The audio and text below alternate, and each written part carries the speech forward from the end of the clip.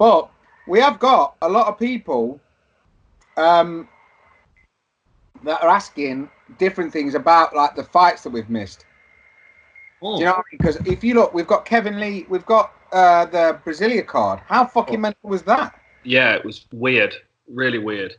Because it was like the arena was empty. Everywhere had been divided up into sections.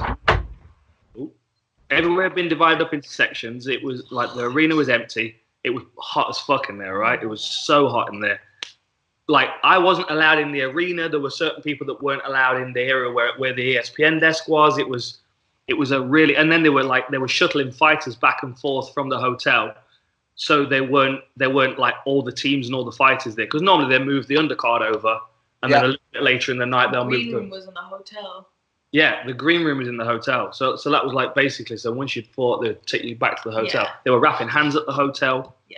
And they brought the first 3 teams over. So once one fight ended, they took those fighters back as they were bringing more fighters from the hotel. So there was like this constant exchange going on. And I was thinking, because obviously we had UFC London due to be scheduled the week after, there was no way they could do that for UFC London, because you bring in fighters through the Blackwall Tunnel back and forth. And that thing's a mess at the best of times. So, yeah, it was weird, man. It was really weird. And it was like, yeah, because the energy was kind, because we were literally watching the fights on the screen backstage, like outside the arena in some kind of like constructed gymnastics. Yeah, I saw that. Was it you and Karen Bryant? I saw that Karen, her social was good because she kept us up to date with what you were doing, essentially that side of things.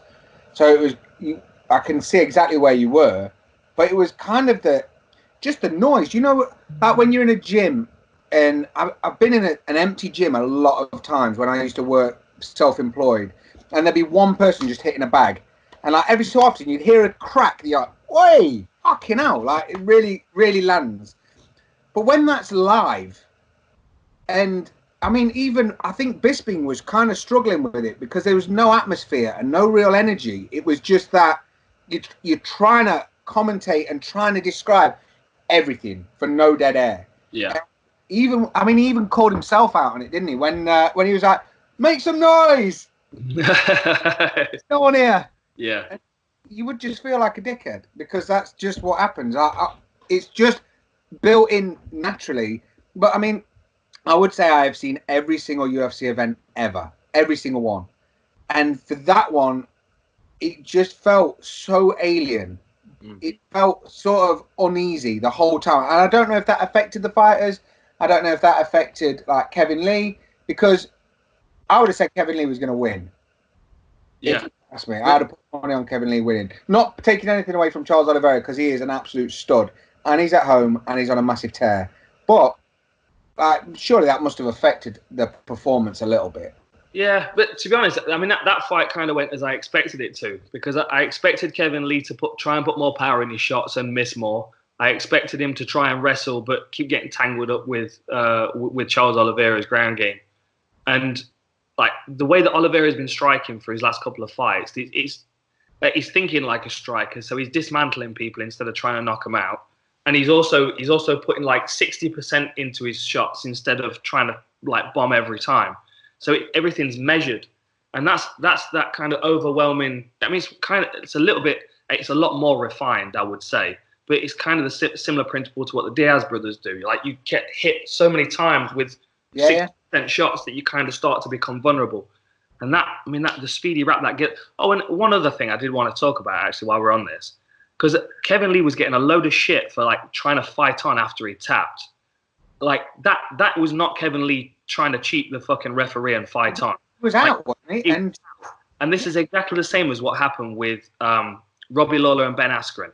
Like there's a point in that Bulldog choke where Robbie Lawler's arm falls to the canvas, and that is an unconscious man. Yeah, and then straight back in. Exactly, because what happened was as soon as that dropped, was it Herb Dean refereeing one it? Was it who was it? Was it Mark? I don't remember now. Whoever it was, they stepped in, and if you watch it in slow motion, you can see Askren just slightly start to release it because the referee was going to call it. Blood flow. Then the blood flow comes in, and then exactly, it was the same thing happened. I was surprised how many people were talking about the fact, like going, "Oh, Kevin Lee needs to have his fucking this taken off him, that taken off him. I was like, hold on a minute. He's just had his conscience removed for a second. Give him a fucking break, man. Like back in the early days of MMA, you saw that happen a lot. People trying to take the ref down because normally someone would win, get up and fuck off. Whereas this time they stuck around for a bit, so he was just holding on, and that's all it is. Yeah. And I thought that was too obvious to even give an answer. Like if you're not educated enough to know the fact that like you have your conscience separated from you a second, you might be slightly discombobulated when you come back around again. That's the normal kind of thing.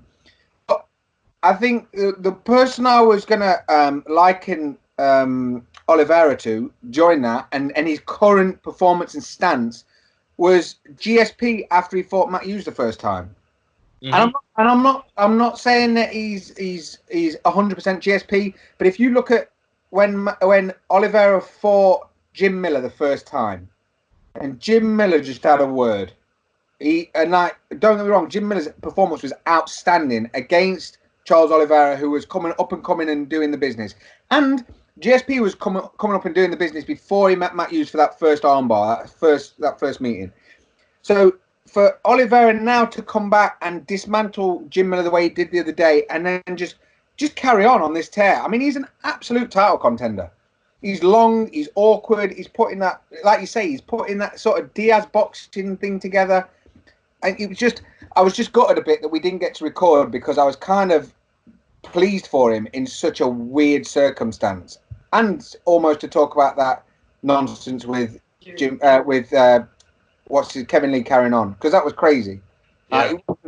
It wasn't like he was trying to cheat. No, not at all. Especially when, was it the week before on, what's that new card that Paul Kelly fought on? Oh, Probellum. Someone bit someone. Yeah. That was bad. Someone bit. Like, I don't get that unless you're trying to find a way out of the fight. I mean, I know. Like, there's been times I know when someone's felt like they've been bitten because of the way that someone's mouth's being compressed, but he was just being smothered by the guy's chest. It was. Imagine if you go into every choke like this. If you squeeze, you're going to shut my jaw. If you shut my jaw, I might bite you. Sorry. There's no real room for fighting. It's like, I don't know, having kids opens your eyes to fucking spitting. And not your own kids, but when other kids come around and I had one little kid once at a party and he spat at me. And I swear to God, I've never wanted to flatten out a fucking 9-year-old before so much. And it's like biting and spitting are just a dirtbag. Don't fucking start that shit. Do you know what I mean? I'm not into it.